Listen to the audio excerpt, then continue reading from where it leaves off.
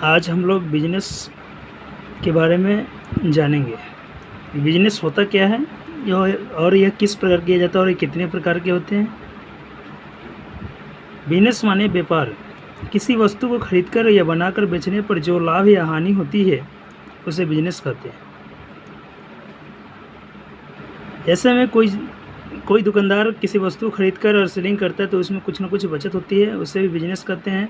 और एक चाहे दुकानदार किसी वस्तु को खरीदकर और बनाकर बेचने के बाद जो उसे मुनाफा या हानि होती है, लाभ या हानि होती है, उससे भी बिजनेस करते हैं। बिजनेस का फुल फॉर्म होता है best upcoming startup investment never affected by social society. और दुनिया में जितने भी अमीर पर्सन हैं, व्यक्ति हैं, वह बिजनेस सीख के आगे बढ़े हैं।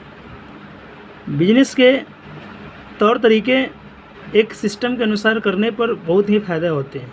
और बिजनेस करने का सबसे बड़ा मुद्दा होता है कि आपको बहुत ही कम समय में ज़्यादा सक्सेस होने की संभावना होती है। बिजनेस मुख्यतः 4 प्रकार के होते हैं। Types of business, there are 4 types of business: traditional business, salesman business, franchise business, direct selling business.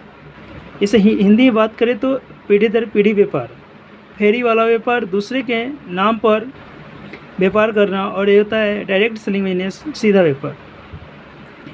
Traditional business में पीढ़ी दर पीढ़ी व्यापार होते हैं। यह परिवारवाद के समरूप होती है। अगर किसी व्यक्ति के पास एक दुकान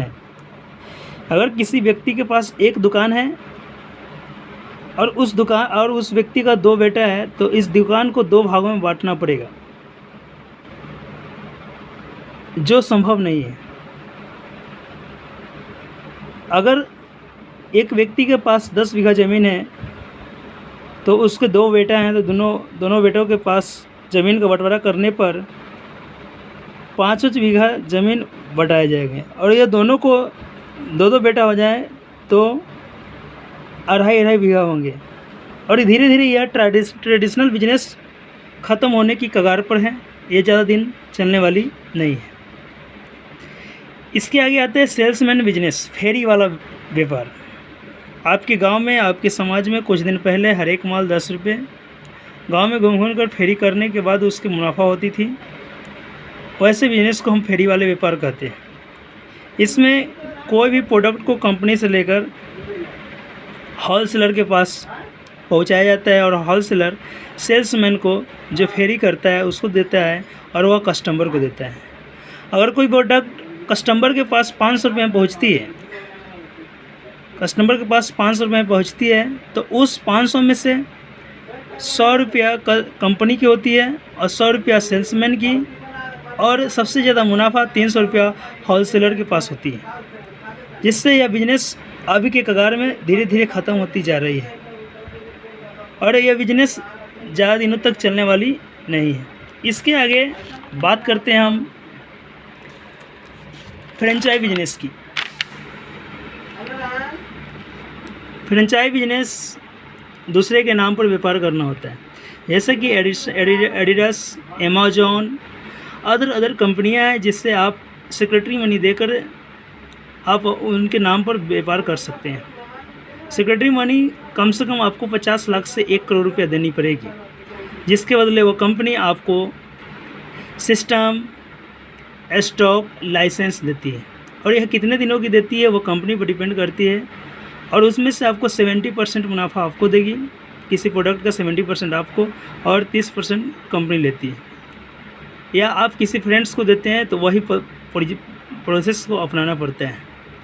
यह भी बिजनेस ज़्यादा दिनों तक नहीं चली, जिसके बदले कंपनियां अपनी एक मिनी स्टोर सभी जगह डालकर अपना व्यापार करने लगे और नेटवर्किंग के थ्रू प्रोडक्ट को सेलिंग करती है। लास्ट बिजनेस की तरीका है, उसको बोलते हैं हम लोग डायरेक्ट सेलिंग बिजनेस, सीधा व्यापार। सीधा व्यापार में किसी पर्सन को सेक्रेटरी मनी 1 भी रुपया नहीं देना पड़ता है। और यह बिजनेस हमारी कंपनी जो है ग्रेवेज कंपनी है, वह ये इसी तरीके से बिजनेस व्यापार करती है, जिसमें वह सिस्टम, स्टॉक, लाइसेंस, ऑथोरिटी देती है और वह कुछ प्रोडक्ट को अचीव करने के लिए कहती है, जिससे आपको किसी प्रकार का सिक्योरिटी मनी नहीं मिलती है, और उसमें से कंपनी अपने किसी प्रोडक्ट का 75% डिस्ट्रीब्यूटर को देती है और 25% अपने पास रखती है, और डिस्ट्रीब्यूटर डायरेक्ट कस्टमर को प्रोवाइड करती है, जिससे कंपनी से ज़्यादा फ़ायदा डिस्ट्रीब्यूटर को होती है। इसी प्रकार का बिजनेस, डायरेक्ट सेलिंग बिजनेस, ग्रेविज कंपनी करती है, जो सिस्टम स्टॉक लाइसेंस अथॉरिटी भी फ्री में देती है। और इस कंपनी में, ग्रेविज कंपनी में जुड़ने के लिए आपको प्रोडक्ट को अचीव करना पड़ेगा, जिसका कुछ मनी है वह आपको 8,500 या 45,500 से स्टार्ट करना पड़ता है। इसके आगे दूसरे वीडियो में आपको बताया जाएगा। जय हिंद, जय भारत।